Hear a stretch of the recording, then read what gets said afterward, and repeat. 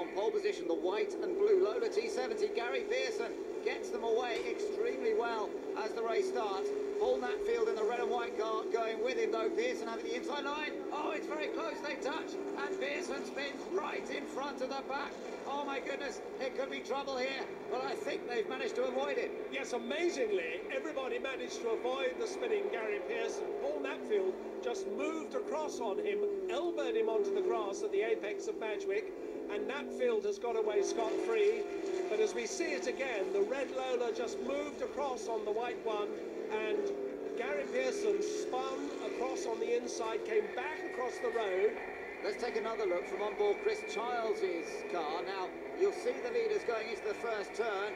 Around goes Gary Pearson, and he then comes back across. Now, that's Adrian Newey, who only just missed him, and several other cars. It's a miracle that they didn't all pile into each other. Now, we're on board with Sean Lynn in the GT40. Bit of battling going on behind him. On down the inside, Chris Jolly. Wow, finding a bit of space there. Gary Pearson's not far behind him in his recovery drive as well. Yes, Gary Pearson's car is clearly completely undamaged. He's not a happy bunny. What's going on? The chicane.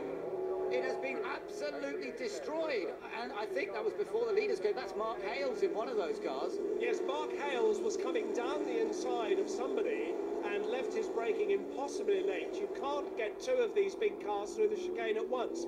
He was going down inside one of the GT40s, Jürgen Volk's car, clouted the chicane, there's debris everywhere, and we see it again from another angle. He actually did hit Jürgen Volk's GT40 before he hit the barriers and destroyed the chicane completely. Well, the safety car comes back in and we're getting ready for this race to get underway. Paul Knapfield it is who leads from Esterer in the Chinook Chevrolet. We're on board the third place car, that's Chris Chiles. Away we go then. Listen to the V8 roar as they power their way down towards the first corner. Magnificent cars, these.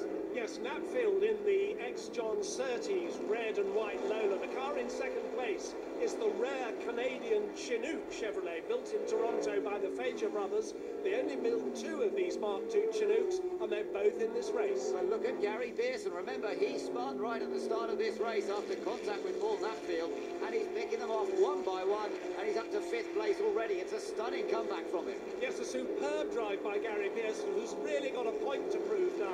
No damage at all on that car, apart from a little scrape on the right-hand front wing, and now he's charging through to make up another place as they come up to St Mary's. That's Laurie Bennett that he's trying to pass in the McLaren, and he does so. He manages to sneak through on the inside there. That Lola T70 is flying, but look at the two up front. There's not much gap between Knapfield and Esterer either, and Gary Pearson wants to be a part of that. Chris Chiles is his next target in third place as the leaders come through.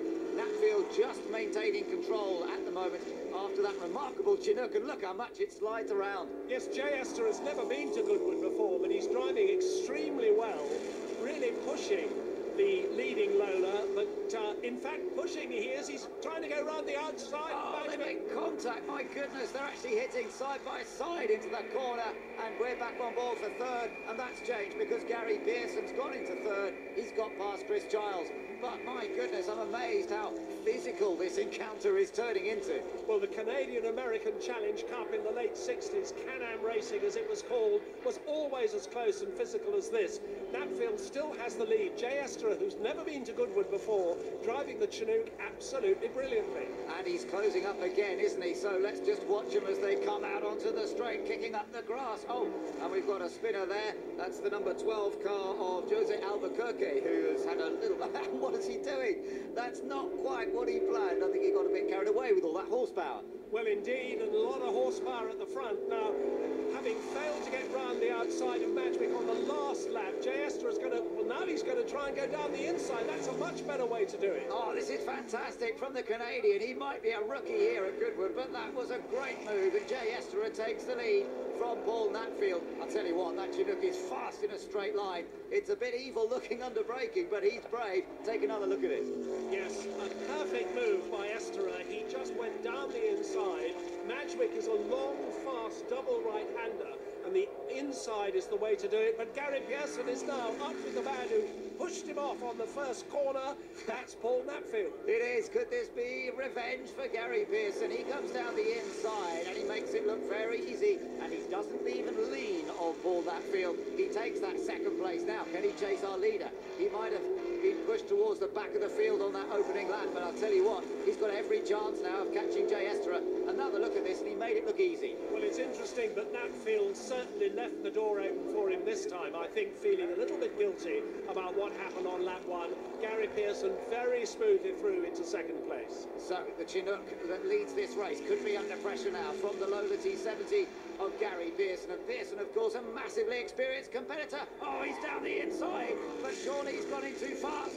There was a little bit of smoke as he locked the brake, and he indeed has gone too wide and lost 2 places. Well, he's rejoined without any damage, but almost the only change made to the Goodwood circuit is that wider runoff area coming into Woodcote Corner. You go across the grass if you get it wrong, then you get back onto tarmac, you have a bit of grip, and Gary has survived to go back into this 3-car battle for the lead. Oh, and Knapfield had a chance there on the inside. I think they may have been held up by a bit of traffic, and Knapfield has reclaimed it, but not for long, because here comes Esterer to take it back again. So it's the give and take of traffic, but I tell you what, Esterer is driving beautifully, and look at this, side by side again, and Gary Pearson retakes second place.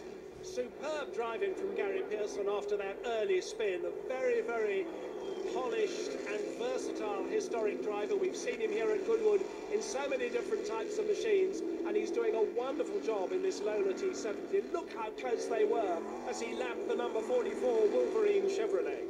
Brilliant stuff, and Gary Pearson has been fighting all through this race, and look how close he is now to our race leader. You know, there's not much to... Oh no, he's in trouble actually. Arm out of the cockpit, he's waving Knapfield through. Well, I don't know whether that's something to do with when we saw him running out of brakes down at the end of the straight, but he certainly has backed off a little bit now. Yes, my guess would be that Lola has used up all its brakes. Gary Pearson has been driving absolutely on the limit, and off goes Laurie Bennett in the McLaren. Huge spin. Well, thankfully he's found lots of grass and not a tyre barrier. There's the Wolverine. What a wonderful name. But it doesn't look very healthy at the moment, does it? Smoking its way up the start-finish straight. Mogens Christensen letting cars pass on either side. Up front, though, remember, it's still the Chinook that leads, with Paul Knapfield in second place. And Esterer could be about to make a bit of history here on this. Oh, he's got it all locked up. Oh, my goodness. He's so nearly goes off. How did he get that back together? This could open the door for Knapfield, but where is Knapfield? Knapfield's not there. Knapfield is off at the chicane. He's gone backwards off over the grass, reversed the car into the barriers.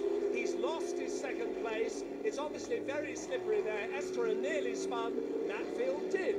Well, drama to the flag there, but Esterer taking the victory from Gary Pearson and Chris Chiles, with Sean Lynn fourth in the Ford GT40.